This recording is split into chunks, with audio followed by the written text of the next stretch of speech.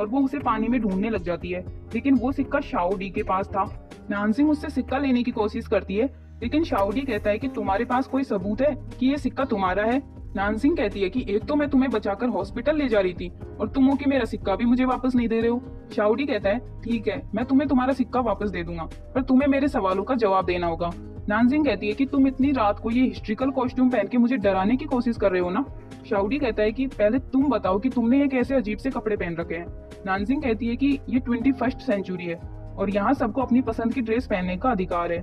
ये सुनकर Shao D सोचता है कि कहीं मैं किसी दूसरे युग में तो नहीं आ गया और शायद इस लड़के को मेरे बारे में अभी कुछ भी पता नहीं है। अगर मैं इससे ऐसे ही झगड़ता रहा तो मैं अपने आप को नई मुसीबत में डाल लूंगा।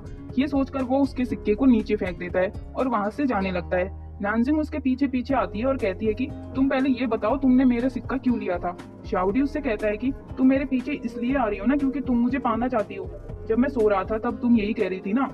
इसके बाद वो नानजिंग को किस करने लगता है। नानजिंग वहाँ से दूर हट जाती है और कहती है कि मैं तो बस नॉवेल के बारे में सोच रही थी, इसे तुम इतना सीरियसली मत लो। लेकिन जब वो पीछे मुड़कर देखती है तब तक वो वहाँ से जा चुका था।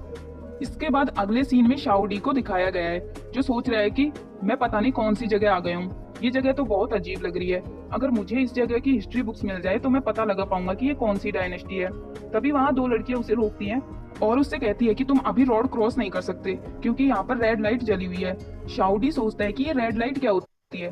थोड़ी देर बाद वो एक आदमी को देखता है जो किसी से फोन पर बात कर रहा होता है। शाओ डी को लगता है कि ये आदमी पागल है क्या, ये अकेला ही किससे बातें कर रहा है। इसके बाद वो लड़कियां उसे एक लाइब्रेरी दिखाती हैं और उससे कहती हैं कि तुम हिस्ट्री बुक्स के बारे में बात कर रहे थे ना, यहाँ तुम्हें सारी बुक्स मिल जाएंगी, पर ये अभी लाइब्रेरी बंद हो चुकी है तो तुम यहाँ कल आ जाना।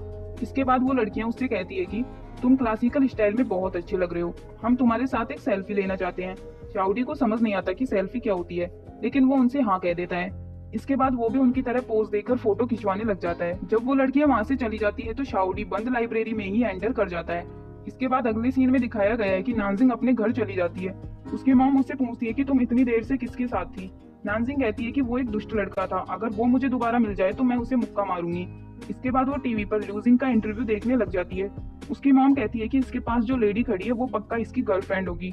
नानजिंग कहती है नहीं मॉम, ये ओनली कॉलेज फ्रेंड्स हैं। वहीं दूसरी ओर शाओ डी हिस्ट्री बुक्स ढूंढने में लगा हुआ है। तभी उसे चाइना मॉडर्न हिस्ट्री नाम से एक बुक मिलती है, जिसको पढ़ने के बाद उसे पता लगता है कि वो 500 साल आगे फ्यूचर में आ चुका है। इसके बाद वो और भी बहुत सारी बुक्स निकालकर पढ़ने लग जाता है।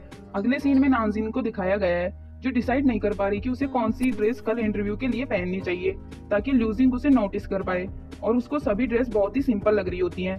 तभी उसकी मॉम वहां आती है। नानजिंग अपनी मॉम से कहती है मॉम प्लीज आप मुझे कल अपनी कोई ड्रेस दे देना।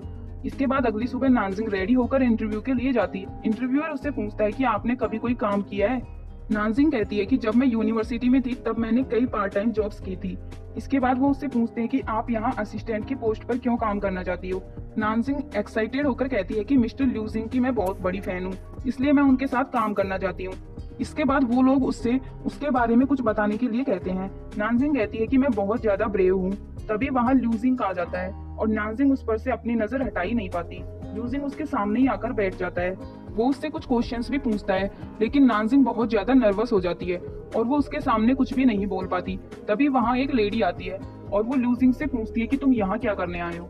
लूजिंग कहता है कि मैं तो बस ऐसे ही देखने के लिए आ गया था, और इसके बाद वो वहाँ से उठकर चला जाता है। मिस ये लूजिंग से कहती है कि ये तो बस एक छोटा सा इंटरव्यू था, तुम वहाँ पर्सनली क्यों गए थे और उस बेचारी लड़की को ऐसे घूर क्यों रहे थे, लगता है तुम अपने लिए कोई नया असिस्टेंट नहीं रखना चाहते। लूजिंग उससे कहता है कि मैं किसी स्ट्रेंज को अपने साथ नहीं रखना चाहता। मिस ये कहती है अच्छा तो तुम चाहते हो कि मैं फिर से तुम्हारी असिस्टेंट बन जाऊं और हमेशा तुम्हारी आंखों के सामने रहूं, है ना। लेकिन मैं अब ये काम नहीं कर सकती क्योंकि अब मुझे सीईओ की सैलरी लेने की आदत हो गई है। इसके बाद अगले सीन में नानजिंग इंटरव्यू देकर वापस जा रही होती है और सोचती है कि मैं उसके सामने क्यों कुछ नहीं बोल पाई, मैंने अपने आइडियल के साथ काम करने का मौका भी गवा दिया। इधर शाओ डी लाइब्रेरी की लगभग सभी बुक्स को पढ़ चुका है, लेकिन उसे ये पता नहीं चल पा रहा था कि आखिर वो इस दुनिया में कैसे आ गया। इसके बाद अगले सीन में दिखाया गया है कि नानजिंग कॉफी पीने के लिए रुक जाती है और वो सोचती है कि कोई बात नहीं, अगर मैं इंटरव्यू में पास नहीं हुई तो मैं इससे भी अच्छा कुछ कर सकती हूँ। कॉफी पीने के बाद वो वहाँ से जाने लगती है, लेकिन उसकी हील्स एक दरार में फंस जाती है। वो उनको निकालने की बहुत कोशिश करती है, लेकिन वो उसे नहीं निकाल पाती। वहाँ पर एक कपल भी बैठा हुआ था जो सेल्फी ले रहे थे। नानजिंग धीरे से बोलती है कि ये लवी दबी करना बंद करो और मेरी थोड़ी सी हेल्प कर दो। जैसे ही वो हेल्प करने के लिए बोलती है तो वहाँ पर टाइम स्टॉप हो जाता है। और जहाँ पर शाओडी बैठा हुआ था वहाँ पर भी टाइम स्टॉप हो जाता है। शाओडी को नानजिंग की हेल्प मांगने वाली आवाज सुनाई देने लगती है और वो वहाँ से गायब होकर नानजिंग के पास पहुँच जाता है। उसके पहुंचने के बाद टाइम फिर से चालू हो जाता है और फिर वहाँ एक लड़की आकर शाओडी के हाथ में रोज दे देती है और उससे कहती है कि ये आज के लिए फ्री है। शाओडी सोचता है कि मैं अचानक से यहाँ कैसे आ गया। तभी उसकी नजर नानजिंग पर पड़ती है। वो सोचता है कि जो भी मेरे साथ हो रहा है उसका कहीं इस लड़की से कोई कनेक्शन तो नहीं है।